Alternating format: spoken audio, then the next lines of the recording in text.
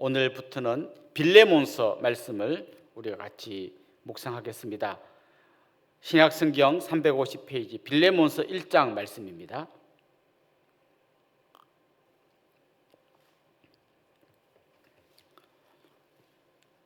빌레몬서 1장 1절부터 16절까지 말씀을 제가 봉독하겠습니다. 그리스도 예수를 위하여 갇힌 자 된 바울과 및 형제 디모데는 우리의 사랑을 받는 자요 동력자인 빌레몬과 자매 아비아와 우리와 함께 병사된 아키뽀와 내 집에 있는 교회에 편지하노니, 하나님 우리 아버지와 주 예수 그리스도로부터 은혜와 평강이 너희에게 있을지어다. 내가 항상 내 하나님께 감사하고 기도할 때에 너를 말함은 주 예수와 및 모든 성도에 대한 내 사랑과 믿음이 있음을 들음이니, 이로써 내 믿음의 교제가 우리 가운데 있는 선을 알게 하고 그리스도께 이르도록 역사하느니라. 형제여, 성도들의 마음이 너로 말미암아 평안함을 얻었으니 내가 너의 사랑으로 많은 기쁨과 위로를 받았노라. 이러므로 내가 그리스도 안에서 아주 담대하게 내게 마땅한 일로 명할 수 있으나 도리어 사랑으로서 간구하노라. 나이가 많은 나 바울은 지금 또 예수 그리스도를 위하여 갇힌 자 되어 갇힌 중에서 낳은 아들 오네시모를 위하여 내게 간구하노라. 그가 전에는 내게 무익하였으나 이제는 나와 내게 유익함으로 내게 그를 돌려보내노니 그는 내 신복이라. 그를 내게 머물러 있게 하여 내 복음을 위하여 갇힌 중에서 내 대신 나를 섬기게 하고자 하나, 다만 내 승낙이 없이는 내가 아무것도 하기를 원하지 아니하노니, 이는 너의 선한 일이 억지같이 되지 아니하고 자의로 되게 하려 함이라. 아마 그가 잠시 떠나게 된 것은 너로 하여금 그를 영원히 두게 함이리니, 이후로는 종과 같이 대하지 아니하고 종 이상으로 곧 사랑받는 형제로 둘 자라. 내게 특별히 그러하거든 하물며 육신과 주 안에서 상관된 내게랴. 아멘. 요한복음 15장에 보면 예수님께서 나는 참 포도나무다 이런 말씀을 해주셨습니다. 계속 말씀을 읽어보면 예수님은 자신을 포도나무라고 말씀하시고 우리는 그 포도나무에 붙어있는 가지다라고 말씀하십니다. 그리고 이런 말씀을 하십니다. 가지가 포도나무에 붙어있으면 절로 과실을 맺는다. 가지가 포도나무에 붙어있으면 반드시 열매가 맺히게 되어 있다는 것입니다. 반대로 가지가 포도나무에서 떨어지면 어떻게 될까요? 거기에 아무리 물을 주고 거름을 주고 애를 써도 거기에서는 제대로 열매가 맺힐 수가 없습니다. 이 말은 결국 이런 겁니다. 우리가 예수님을 믿게 되면 반드시 삶에 여러 가지 변화가 나타나는 게 정상이라는 겁니다. 그렇게 굳이 믿음이냐 행위냐 이렇게 나눌 필요가 없고 나눌 수도 없는 겁니다. 믿으면 당연히 그 삶에 변화가 일어나게 되어 있는 것입니다. 그 변화라는 것은 처음에는 개인의 변화에서부터 시작됩니다만은 그 개인 한 사람 때문에 가정이 변하고 사회가 변하는 게 성경의 원리입니다. 에베소서 말씀에 보면요, 전반부에는 우리가 예수님 믿어 완전히 딴 사람이 되었다, 새 사람이 되었다는 것을 이야기합니다. 그러다가 이제 한 5장 후반부쯤으로 가보면 그때부터 가정이 변화되는 이야기가 나옵니다. 남편과 아내가 피차 복종하고, 그 다음 6장으로 넘어가면 이제 부모와 자녀가 피차 복종하고, 그 다음 더 넘어가면 이제는 가정을 넘어서 주인과 종이 피차 복종하고 이렇게 나옵니다. 결국 성경의 원리는 뭔가 하면 예수 믿은 사람이 은혜 받고 완전히 변화되어서 정말 남편이 아내를 섬기고 아내가 남편을 섬기고 부모가 자녀를 믿음과 교훈으로 훈계하고 양육하고 자녀들은 진심으로 부모님에게 효를 다하고, 그리고 주인이 종을 자기 형제로 대하고 형제는 진심으로 주인을 따르고, 그러면서 그야말로 온 사회가 예수님 믿는 사람들로 인해서 변화될 것을 이야기하고 있습니다. 사실 세상의 방식은 좀 다릅니다. 남녀 갈등 어떻게 해결해야 됩니까? 서로 피차 복종하고 서로 사랑함으로 해결하는 성경의 가르침과는 다릅니다. 결국 요즘 이 남녀 문제를 해결하는 그 뿌리가 어디 있냐면 그 프랑스에서 있었던 68혁명 거기로 거슬러 올라갑니다. 그때 중요한 구호가 뭔가 하면 모든 권위에 저항하라입니다. 여인들이요, 여성들이요, 왜 남자의 권위 앞에 쩔쩔매고 있습니까? 여러분이 그냥 당당하게 맞서십시오. 그리고 싸우십시오. 그리고 여성의 권리를 찾으십시오 이렇게 권합니다. 성경의 가르침하고는 다른 방식이죠. 근데 여러분, 분명한 것은 그런 말을 따라가다 보니까 여성의 권위가 올라가는 면도 있지만 또 다른 한편으로 남성과 여성이 서로 적이 되어버립니다. 성경은 그렇게 이야기하지 않습니다. 서로 사랑하고 피차 복종하면서, 사실 피차 복종한다고 말했지만 더 복종해야 될 사람은 남성들인 겁니다. 왜냐하면 남성들이 더 많은 걸 누리고 있었기 때문이죠. 좀 더 나가서 아까 에베소서 말씀대로 주인과 종이 피차 복종하라. 이건 정말 그 당시 사람들이 들을 때는 말도 안 되는 이야기입니다. 아니, 주인이 왜 종에게 복종하나? 아마 이런 생각을 했을 겁니다. 아리스토텔레스라는 사람이요, 아주 유명한 말을 남겼는데, 주인과 종은 서로 인격적으로 교제할 수 있는 그런 사이가 아니다. 그 물건을 사용하는 장인이 그 물건과 어떻게 인격적으로 교제할 수 있느냐?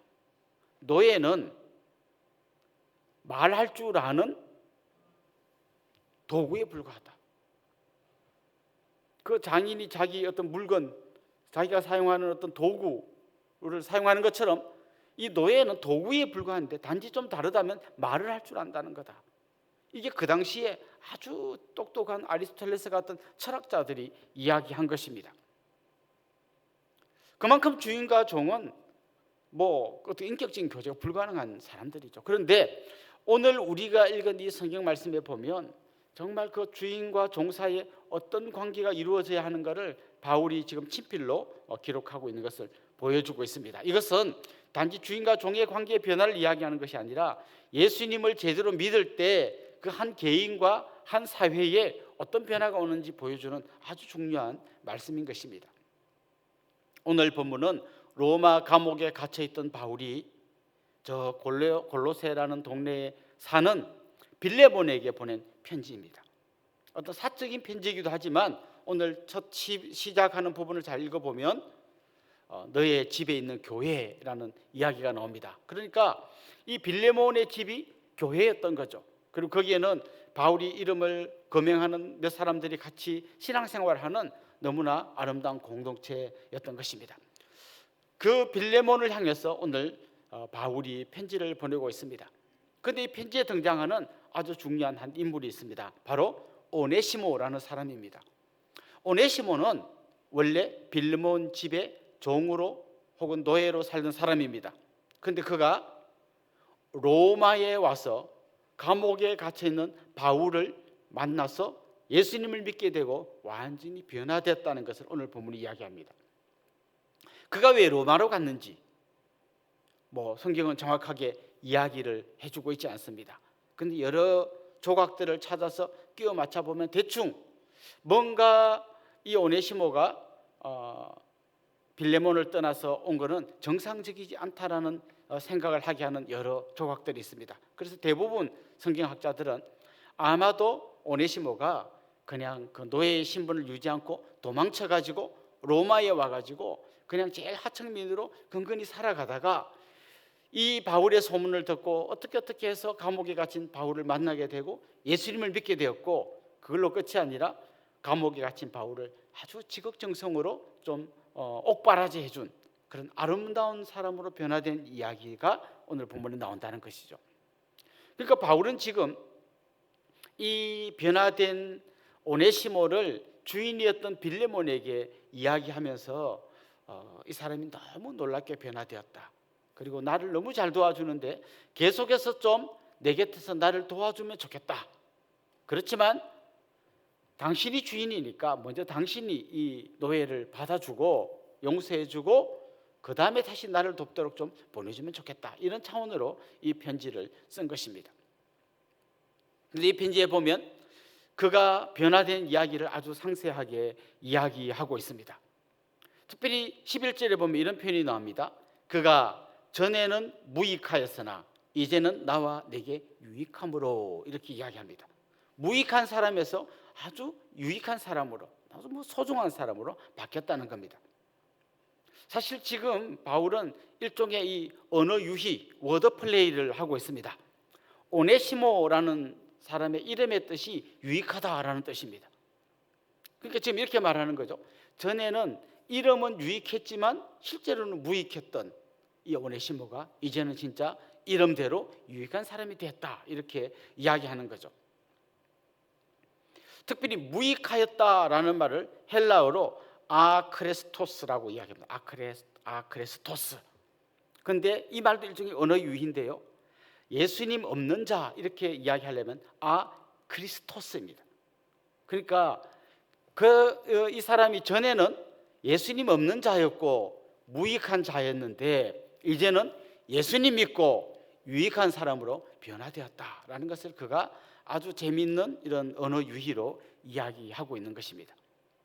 그리고 그가 이제는 12절 말씀에 보면 바울의 신복이 되었다라고 이야기합니다. 신복이라는 말은 좀 우리 이미지로는 약간 똘마니 뭐 이런 느낌을 주는 별로 썩 좋은 말 같지는 않습니다만은 원래 뜻은 좋은 말이에요. 신복이라는 말은 심장과 배라는 말입니다. 그 말은 사실 이 원어를 아주 잘 번역한 거예요. 그러니까 바울은 지금 오네시모를 뭐라고 이야기하는가 하면 이 오네시모는 내 심장 같은 사람이라고 이야기하는 겁니다. 그러니까 그가 얼마나 예수님 믿고 놀랍게 변화되었는지를 바울이 지금 이야기하고 있습니다. 그러면서 이제 좀 잘 배려해 주라. 근데 이 배려 안에는 그냥 잘해준다는 의미를 넘어서서 그 당시의 사회가 절대로 상상할 수 없는 어마어마한 변화를 요구하고 있는 겁니다. 바울이 뭐라고 이야기하는가 하면 이제는 그를 너의 노예로 생각하지 말고 너의 형제로 여겨주라고 이야기합니다. 자, 아까 말씀드렸던 것처럼 그 옛날에 그 노예들이요 아주 엄청난 반란을 일으킨 적이 있습니다.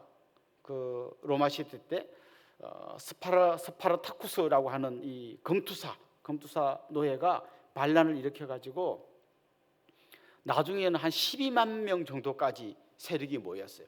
그래서 이 자기들을 노예 만든 이 사람들에게 대항해서 한번 세상을 확 뒤집어 버리려고 했습니다. 그런데 마지막에 결국은 다 실패로 돌아가고 마지막에 끝까지 남았다가 포로로 잡힌 6천 명이 그 아주 큰 길가에 십자가형으로 다 십자가에 달려서 죽은 처참한 이야기가 역사 속에 나옵니다. 노예들이 칼을 들고 반란을 일으켜서 세상을 뒤집으려고 했는데 바울은 그렇게 이야기하지 않고 주인인 빌레몬에게 네가 그를 형제로 품어주라고 이야기합니다. 이게 하나님께서 세상을 바꾸는 방식이에요. 진짜 제대로 예수님 믿으면 한 사람이 바뀝니다. 사실 지금 이 편지를 받는 빌레몬도 그렇게 바뀐 사람입니다. 5절에 보면 이런 말씀이 나와요. 내가 너를 생각할 때마다 감사하면서 기도한다라고 말하면서 주 예수와 및 모든 성도에 대한 내 사랑과 믿음이 있음을 들음이니 이렇게 이야기합니다. 자, 이 말은 잘 보면요 이런 말이에요. 주 예수에 대한 너의 사랑과 믿음이 있음을 들었다. 그리고 모든 성도에 대해서도 네가 사랑과 믿음이 있음을 들었다.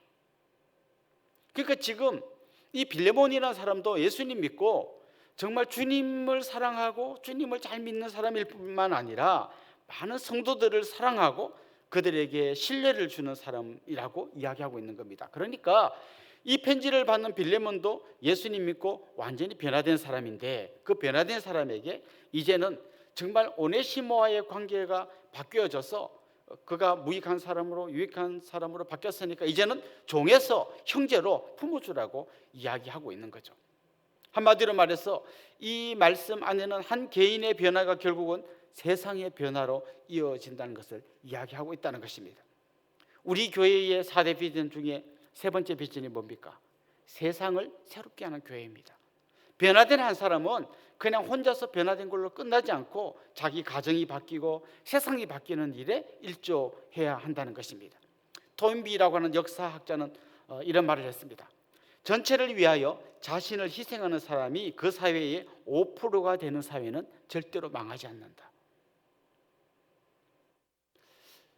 이때까지 우리 교회의 이 지역 사회에서 우리 교회 성도들의 비율이요 약 4% 정도 됐습니다. 저는 우리 교회 성도들이 진짜 말씀 안에서 변화되면 그건 우리의 변화로 끝나지 않고 이 동네의 변화로, 이 사회의 변화로 이어진다고 믿습니다. 여러분 한 분 한 분 때문에 여러분 자신의 변화를 넘어서서 가정이 변하고 여러분의 가문이 변하고 남양이 변하고 화성이 변하고 이 세상이 변하는 그런 놀라운 역사가 계속될 수 있기를 주님의 이름으로 축원합니다. 기도드리겠습니다. 참 좋으신 우리 하나님 아버지, 우리를 예수님 안에서 새 사람으로 변화시켜 주시니 감사합니다. 우리의 변화가 우리의 가정의 변화로 또 이 지역의 변화로 이 세상의 변화로 이어지는 그런 놀라운 역사가 계속해서 일어나게 하여 주시옵소서. 오늘도 기도하는 사랑하는 성도님들의 간절한 기도마다 신실하게 응답하여 주시고 또 기도하면서 우리의 생각이 주님 닮아가는 아름다운 생각으로 바뀌어가게 하여 주시옵소서. 예수님의 이름으로 기도드리옵나이다. 아멘.